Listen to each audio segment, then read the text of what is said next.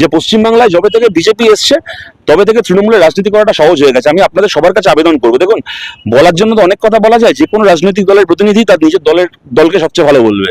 সে আমিও আমার দলের কথা বলবো, বাকিরা বাকিদের দলের কথা বলবেন, কিন্তু ঠান্ডা মাথায় একবার ভেবে দেখুন 2014 সাল থেকে আজকে 2025 সাল, 11 বছর তো আমাদের রাজ্যের মূল বিরোধী পরিষদটা বিজেপির হাতে এবং কেন্দ্রে বিজেপি ক্ষমতায়। 11 বছর এতটা শক্তিশালী হওয়ার পরেও মূল বিরোধী হিসেবে বিজেপি তৃণমূলকে কতটা বিপদে ফেলতে পারলো? আলটিমেটলি তৃণমূলের কোন ক্ষতিটা ওরা করতে পারলো? ভাষণ অনেক দিল, ডায়লগ অনেক মারলো, ওদের কেউ কেন্দ্রীয় মন্ত্রী হলো, কেউ এখানকার এমএলএ হলো, অনেকে অনেক কিছু করলো, অনেকের অনেক সম্পত্তি হলো, বিজেপির অনেক পার্টি অফিস হলো, ঘরের ছেলেগুলোর হাতে চাকরি বাকরি না দিয়ে ঝান্ডা ধরিয়ে ওদেরকে দিয়ে রামনবমী হনুমান জয়ন্তীর মিছিল করলো, সব করালো। কিন্তু এরা বিরোধী দলের যে আসল কাজ, সরকারকে বেকায়দায় ফেলা, পশ্চিমবঙ্গ সরকারকে বিজেপি গত 11 বছরে কতটা বেকায়দায় ফেলতে পারলো আপনারাই বিচার করুন। গতকাল ফিরোজ হাকিম বলেছেন যে বিজেপির উস্কানিতে কিছু মির্জাফর বাংলায় দাঙ্গা লাগাচ্ছে। মির্জাফর বলতে কাদের বোঝাচ্ছে? ফিরোজ হাকিম নিজে সবচেয়ে বড় মির্জাফর।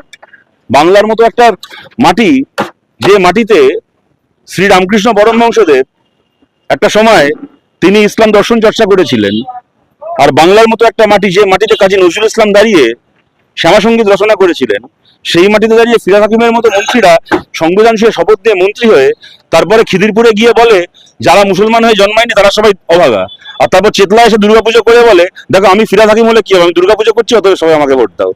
এই রাজনীতি যারা করে, চেতলায় দুর্গাপুজো করবো আর খিদিরপুরে গিয়ে বলবো মুসলিম ছাড়া বাকি সবাই অভাগা, তারা হচ্ছে বাংলার সত্যিকারের মির্জাফর।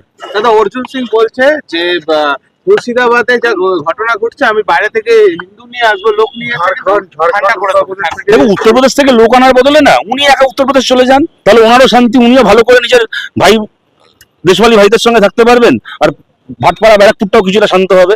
এই অর্জুন সিংকে নিয়ে কি, দেখুন ইনি পৃথিবীর প্রথম অর্জুন যিনি নিজেও জানেন না উনি পাণ্ডবদের সাইডে আছেন না কৌরবদের সাইডে আছেন। ওনাকে নিয়ে কি বলবো বলুন তো? ওনার এত উত্তরপ্রদেশের লোক ভালো লাগে, উনি উত্তরপ্রদেশে রাজনীতি করুন। অমিত শাহকে চিঠি দিয়েছেন 4টে জেলায় চাল লাগু করার জন্য। দেখুন ওরা অনেক বিভিন্ন সময় এনআইএ চায়, বিভিন্ন সময় আফস্পা চায়, বিভিন্ন সময় 355 চায়, বিভিন্ন সময় রাষ্ট্রপতি শাসন চায়, কিন্তু অমিত শাহ আমার ধারণা অমিত শাহর অফিসের কোনো টেবিলের যদি একটা পায়া ছোট হয়ে যায়, তাহলে পশ্চিমবঙ্গ বিজেপি নেতাদের যে চিঠিগুলো ওনাকে জমা পড়ে, ওই চিঠিগুলোকে ভাঁজ করে ওনার টেবিলের ছোট পায়ের তলায় কার্নিক দেন। এর বাইরে আজ পর্যন্ত বিজেপির কোনো নেতার, পশ্চিমবাংলার কোনো নেতার চিঠিতে অমিত শাহ তো কিচ্ছু গেল বলে দেখলাম না। ওরাও চিঠি লিখছে, অমিত শাহ সেই চিঠি নিয়ে টেবিলের তলায় কার্নিক দিচ্ছেন।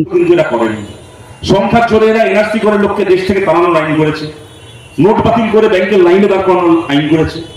চাইলে এই আইনটাও করতে পারত, ওরা করেনি। আমরা বলছি, আমরা সুযোগ পেলে আমরা চাই পশ্চিমবাংলায় সম কাজে সম বেতনের আইন বিধানসভায় পাশ হোক এবং নিয়ম করা হবে। সরকারি ক্ষেত্রে তো বটেই, সরকারি চাকরিতে 6 মাস থেকে 1 বছরের মধ্যে তো পার্মানেন্ট করতে হবেই, তার পাশাপাশি বেসরকারি চাকরিতেও প্রত্যেকজন মালিককে বাধ্য করতে হবে 6 মাস থেকে 1 বছরের